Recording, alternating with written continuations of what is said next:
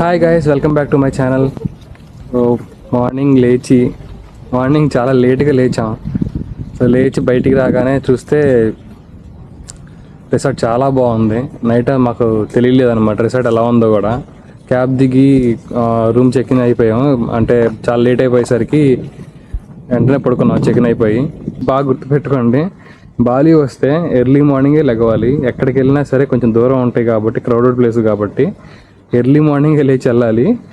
So జనరల్గా అయితే ఈరోజు నేను నూసా పెనిడా వెళ్దాం అనుకున్నాను. నూసా పెనిడా వెళ్ళడానికి మినిమం 6:30కి బయలుదేరాలి. ఎందుకంటే అక్కడ రిటర్న్ వచ్చేసరికి 4 o'clock 5 o'clock వరకు మాత్రమే ఫెర్రీస్ ఉంటాయి. సో ఎవరు వెళ్ళినా సరే మార్నింగ్ 5:30 5 6 ఆ టైంలో లేచి బయలుదేరతారు. సో ఇప్పుడు మేము ఉలువాటు టెంపుల్కి వెళ్దాం అని చెప్పేసి డిసైడ్ అయ్యాం. సో ఈ రిసార్ట్ అంతా ఒక లుక్ వేసుకొని ఫ్రెష్ అప్ అయిపోయి ఉలువాటు టెంపుల్కి వెళ్తాం ఆఫ్టర్నూన్ నుంచి. సో ఇక్కడ నుంచి ఉలువాటు టెంపుల్ 16 kilometers ఉంది. సో ప్రజెంట్ మేము స్టే చేస్తుంది కూటా ఏరియా. సో ఇక్కడ నుంచి ఉలువాటు టెంపుల్ 16 kilometers ఉంది.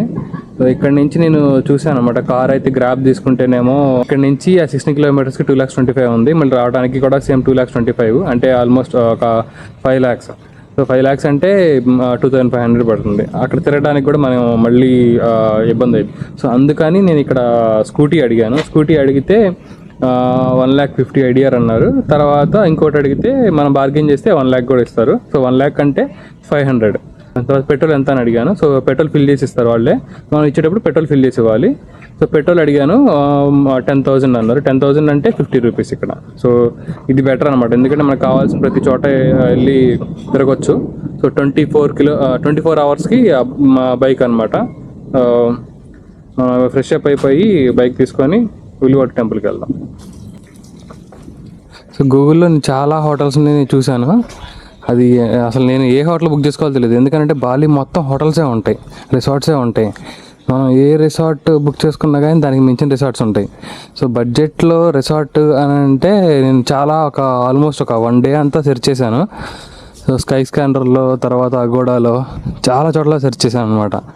సో చివరికి సెర్చ్ చేస్తే ఇది దొరికింది. అసలు ఇది ఒక అడవిలా ఉందన్నమాట రిసార్ట్. చాలా బాగుంది. ఒక పెద్ద పార్క్ లాగా ఉంది కంప్లీట్. సో ఇంత పెద్దది ఎక్కువ లేవు. సో నాకు ఇది ఒక్కటే కనపడింది, ఇంక వెంటనే బుక్ చేసుకున్నాను. పూల్ కూడా చాలా పెద్దది అనమాట ఇక్కడ.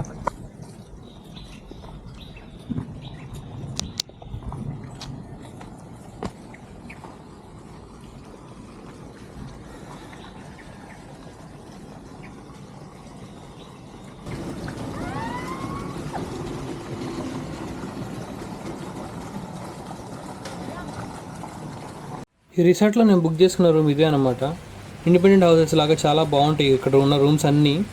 మనం ఇద్దరికి సరిపడా ఉండే చిన్న ఇల్లు లాంటి రూమ్ ఉంటుంది. అదే మన ఫ్రెండ్స్ అండ్ ఫ్యామిలీతో వస్తే వాళ్ళకి సరిపడా రూమ్స్ అనేవి అవైలబిలిటీలో ఉంటాయి అనమాట. చాలా బాగుంటుంది ఇలాంటి రిసార్ట్స్ అనేవి. మీరు స్కూటీ తీసుకున్నప్పుడు కన్ఫామ్గా పెట్రోల్ బంక్ వచ్చి పెట్రోల్ కొట్టించుకోండి. ఎందుకంటే బయట కూడా పెట్రోల్ అమ్ముతారు. ఇక్కడ పెట్రోల్ 12,000 ఐడిఆర్ అయితే బయట 20,000 25,000 కూడా అమ్ముతారంట. సో అందుకనే చెప్పేసి ముందుగానే మీరు బండి ఫుల్ ట్యాంక్ చేయించేసుకోండి. నేను బాలి మొత్తం చాలా రేర్గా బైక్స్ చూశాను. మొత్తం అందరూ ఇలా స్కూటీసే వాడుతున్నారు. నాలాగా టూరిస్ట్ ఎవరైతే వచ్చారో వాళ్ళందరూ స్కూటీలు తీసుకుని వెళ్తున్నారు. ఎందుకనంటే ఇక్కడ అంతా మనం ట్రావెల్ చేసేటప్పుడు మన లగేజ్ ముందు పెట్టుకొని ట్రావెల్ చేయడానికి చాలా కన్వీనియంట్గా ఉంది. మనం తీసుకుంటే స్కూటీలు లేదా కార్స్ హైర్ చేసుకొని వెళ్ళొచ్చు. పైగా ఇంకో విషయం ఏంటంటే ఇది స్కూటీ కాబట్టి ఫ్యూల్ అనేది ఎక్కువ స్టోర్ అవ్వదు. మహా అయితే ఇది 3 లీటర్ల దాకా స్టోర్ చేసుకునిద్ది. సో దాన్ని బట్టి మీరు దగ్గరలో ఎక్కడైతే పెట్రోల్ బంకులు అయితే ఉన్నాయో అక్కడ మీరు అప్పుడప్పుడు ఫ్యూల్ చెక్ చేసుకుంటూ ఉండండి. స్కూటీ తీసుకుంటే బెనిఫిట్ ఏంటంటే మనం ఎక్కడికి కావాలంటే అక్కడికి వెళ్ళొచ్చు, నేచర్ ఎంజాయ్ చేయొచ్చు మనం ట్రావెల్ చేసేటప్పుడు. ఎందుకనంటే బాలి మొత్తం నేచర్ చాలా బాగుంటుంది. సో చూసారు కదా, ఇది 3 లీటర్స్కి ఫుల్ ట్యాంక్ అయిపోయింది. దాన్ని బట్టి మీరు ఖచ్చితంగా అబ్జర్వ్ చేసుకుంటా మీరు వెళ్ళండి. బాలి మొత్తం రామాయణ మహాభారతాన్ని ఎక్కువగా ఫాలో అవుతారు. బాలి అనే కాదు, ఇండోనేషియా మొత్తం హిందూ ధర్మాన్ని బాగా ఫాలో అవుతారు. ఇక్కడ ఎక్కడ చూసినా రామాయణ భారతాలకు సంబంధించిన విగ్రహాలే ఉంటాయి. మన దగ్గర సిగ్నల్ జంక్షన్ లో పొలిటీషియన్ విగ్రహాలు పెడతారు కదా, కానీ ఇక్కడ కురుక్షేత్రంలో అర్జునుడు కర్ణుడితో యుద్ధం చేస్తున్నట్టు ఒక పెద్ద విగ్రహాన్ని పెట్టారు. ఈ ఒక్క విగ్రహమే కాదు, బాలి మొత్తం ఏదైనా సర్కిల్స్ వస్తే అక్కడ రామాయణ మహాభారతాల్లో ఏ అయితే క్యారెక్టర్లు ఉంటాయో వాళ్ళందరి విగ్రహాలు పెట్టారు అనమాట. బాలీలో ఫుడ్ అనేది చాలా బాగుంటది. మీరు ఎక్కడికి వెళ్ళి టేస్ట్ చేసినా కానీ మంచి వెరైటీస్ అన్ని ఉంటాయి అనమాట. ఫుడ్ లో తినలేని వెరైటీస్ అనేవి ఏవి ఉండవు. చాలా బాగుంటది బాలినీస్ ఫుడ్ అనేది. అక్కడ లోకల్లో ఉండే వాళ్ళు బాలినీస్ ఫుడ్ అని చెప్పేసి చాలా ప్రౌడ్ గా చెప్పుకుంటారు అనమాట. అంత టేస్ట్ గా ఉంటాయి. ఏ ఫుడ్ అయినా ఆర్డర్ చేసినా కానీ చాలా బాగుంటది. మన హైవే పక్కన దాబాలు ఉన్నట్టు నేను ఉలువాడు టెంపుల్ కి వెళ్ళే దారిలో ఒక పెద్ద రెస్టారెంట్ కనిపించింది. సో అక్కడికి వెళ్ళి నేను ఫుడ్ ఆర్డర్ ఇచ్చాను. సో ఫుడ్ ఆర్డర్ ఇచ్చిన తర్వాత నాకు వాళ్ళు టోకెన్స్ ఇచ్చారనమాట. ఈ మన ఆర్డర్ రెడీ అయిపోయిన తర్వాత ఈ టోకెన్స్ నుంచి అలారం మోగుతుంది అనమాట. సో అప్పుడు మన ఆర్డర్ రెడీ అయినట్టు మనం వెళ్ళి తెచ్చుకోవచ్చు. ఉలువాటు టెంపుల్ అనేది బాలికి ఒక ఎక్స్ట్రీమ్ ఎండుకుంటుంది అనమాట. ఉలువాటు అంటే మీనింగ్ ఏంటి అని అంటే భూమికి చివర అని అర్థం. ఉలువాటు టెంపుల్ కి స్పెషల్ ఏంటి అని అంటే అక్కడ ఉండే టెంపుల్లో శివుడిని కొలుస్తారు, కానీ అక్కడ విగ్రహాలు ఉండవు అనమాట. ఈ ఉలువాటు టెంపుల్ అనేది ఎక్కడో ఎత్తులో కొండ చివరగా ఉంటుందన్నమాట. అక్కడికి మనం వెళ్ళటానికి ఘాట్ రోడ్ మీదుగా వెళ్ళాలి. ఘాట్ రోడ్ కాబట్టి చాలామంది టూరిస్టులు వెళ్తూనే ఉంటారు. సో మనం వెళ్ళే కొద్దీ ట్రాఫిక్ చాలా ఎక్కువ అవుతుంది. పైగా అప్ అండ్ డౌన్స్ అనేవి చాలా ఎత్తుగా ఉంటాయి. ఇక్కడ చాలా చూసుకొని జాగ్రత్తగా వెళ్ళాలి. రావడానికి 16 కిలోమీటర్లు అయినా కానీ ఈ ఘాట్ రోడ్ వల్ల ట్రాఫిక్ వల్ల 2 గంటల పైనే పట్టింది రావడానికి.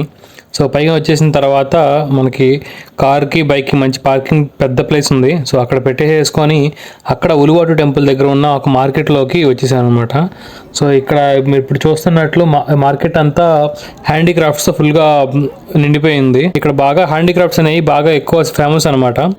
సో ఇక్కడ ఈ మార్కెట్లో మనం ఏదైనా కొనుక్కోవాలి అని అంటే మనం కన్ఫామ్గా బార్గెన్ చేయడం వచ్చి ఉండాలి. ఎందుకంటే ఇది టూరిస్ట్ ప్లేస్ కాబట్టి ఇక్కడ ఉండేవాళ్ళు 10 రూపాయలది 150 రూపాయలు చెప్తారు. సో మీకు బార్గెన్ స్కిల్స్ ఉండి మీరు కొనుక్కోవాలి అని అంటే చక్కగా కొనుక్కోవచ్చు. ఇక్కడనే కాదు, బాలీలో ఎక్కడైనా సరే బార్గెన్ చేయకుండా మీరు కొనకండి.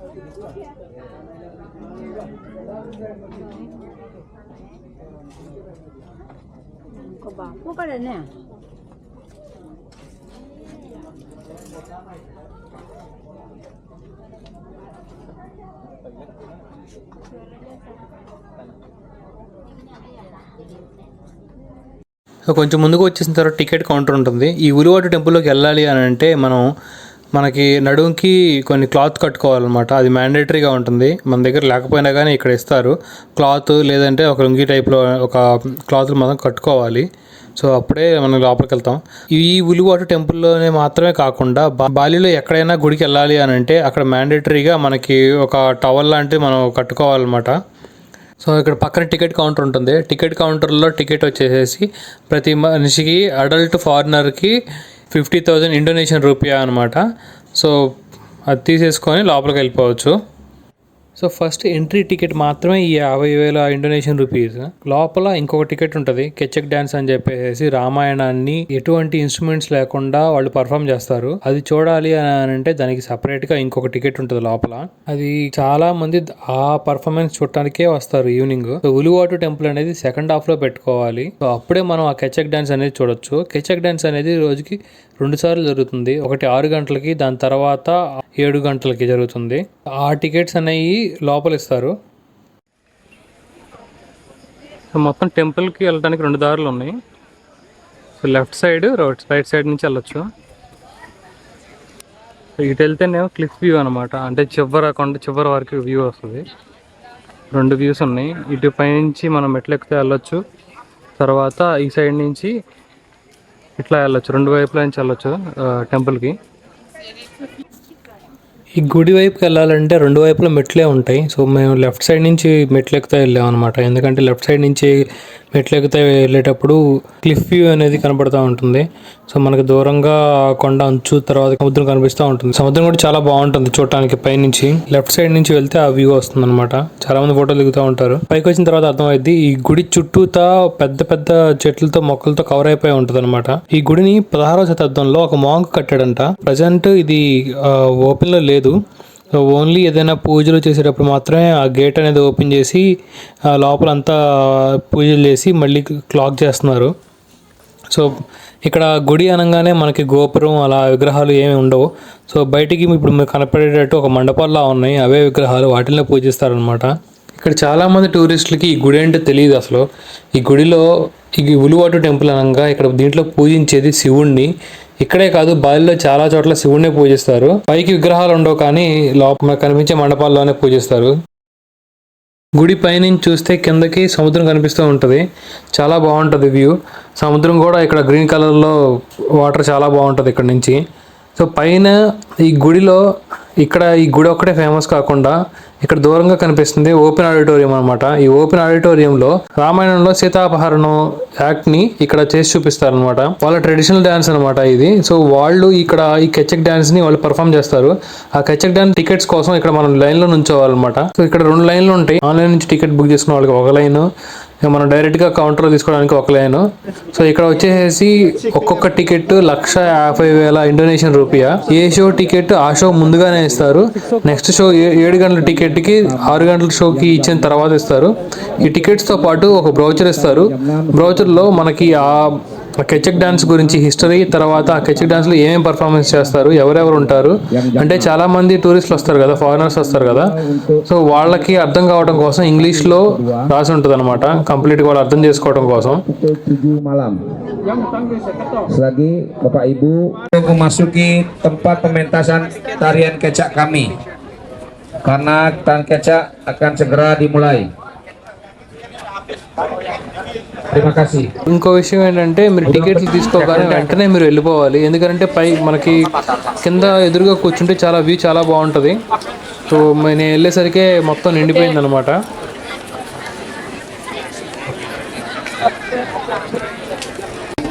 కంప్లీట్గా ఒక ఓపెన్ ఆడిటోరియం. ఈ కెచక్ డ్యాన్స్ కోసమే వీళ్ళు ఇక్కడ పర్ఫామ్ చేస్తారు. ఇప్పుడు ఈవిడ ఇంట్రడక్షన్ చెప్తుంది, ఏం పర్ఫామ్ చేస్తారు దీని గురించి హిస్టరీ చెప్తుంది అనమాట. సో ఈమె చెప్పిన తర్వాత వాళ్ళ ఇక్కడ లోకల్స్ ఎవరైతే పర్ఫామ్ చేస్తారో వాళ్ళు వస్తారు. వాళ్ళు వచ్చి ముందు ఒక చిన్న పూజలాగా చేసి ఆ పూజ తర్వాత వాళ్ళు ఇంకా స్టార్ట్ చేస్తారనమాట పర్ఫార్మెన్స్. సో దీంట్లోనే రాముడు, సీత, లక్ష్మణుడు, తర్వాత బంగారు జింక, రావణుడు, ఈ సీతాపహరణకి సంబంధించిన అన్ని క్యారెక్టర్స్ ఇక్కడ ఉంటాయి. మనం చూస్తూనే ఉండాలి కానీ మనకి ఒక గూస్ బంప్స్ వస్తాయి అన్నమాట.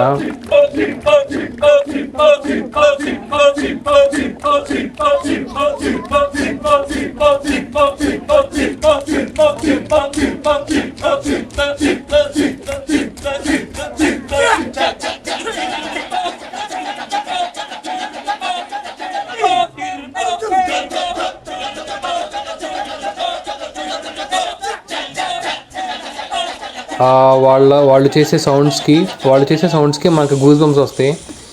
మన చెవులు అనేవి ఇలా రీసౌండ్ వస్తూనే ఉంటాయి అన్నమాట వాళ్ళు చేసే సౌండ్స్కి. చాలా బాగుంటుంది. బాలి వెళ్తే ప్రతి ఒక్కళ్ళు చూడాల్సిన ప్రోగ్రామ్ ఇది. చాలా బాగుంటుంది. ఈవినింగ్ కన్నా నైట్ టైం ఇంకా చాలా వ్యూ బాగుంటుంది. ఎందుకంటే వీళ్ళు మంటలతో లాస్ట్లో చేస్తారనమాట. ఎందుకంటే లంకలో వెళ్ళినప్పుడు ఆంజనేయ స్వామి నిప్పు పెడతారు కదా, ఆ సీన్ ఇక్కడ చాలా బాగుంటుంది నైట్ టైంలో. తప్పనిసరిగా అందరూ చూడాల్సిన నాటకం అనమాట ఇది.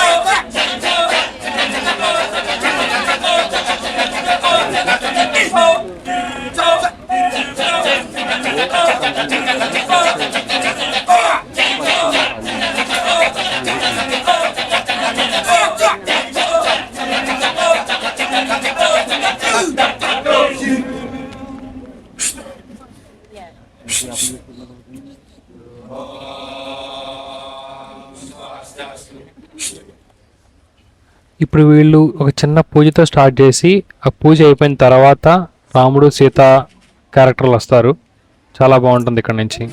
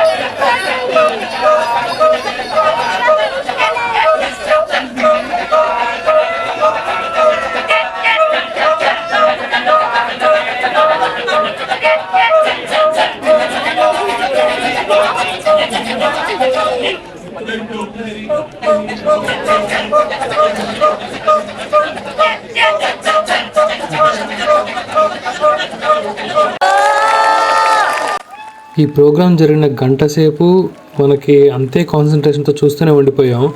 ఎందుకంటే ఆ సౌండ్స్, వాళ్ళు చేసే యాక్ట్ అంతా చాలా రియలిస్టిక్గా ఉంది. అంతా అయిపోయిన తర్వాత వీళ్ళతో ఫోటోలు దిగేసి కిందకు వచ్చేసాం అనమాట.